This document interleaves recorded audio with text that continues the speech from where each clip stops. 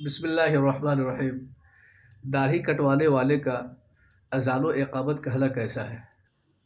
یعنی جو افراد داڑھی کٹواتا ہے تو اس کے لیے اذان و اقامت کہنا کیسا ہے؟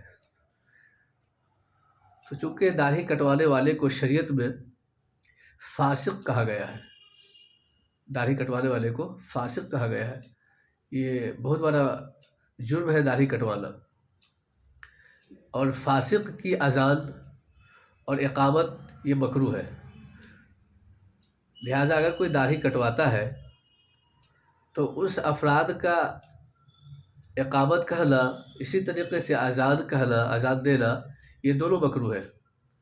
لہٰذا ایسے افراد کو مؤذن نہیں بنانی چاہیے۔ جو افراد داڑھی کٹواتا ہو ایسے افراد کو مؤذن نہیں بنانی چاہیے، اس لیے کہ وہ شریعت کی نگاہ میں فاسق ہے، اور فاسق کی اذان و اقامت جو ہے مکروہ ہے۔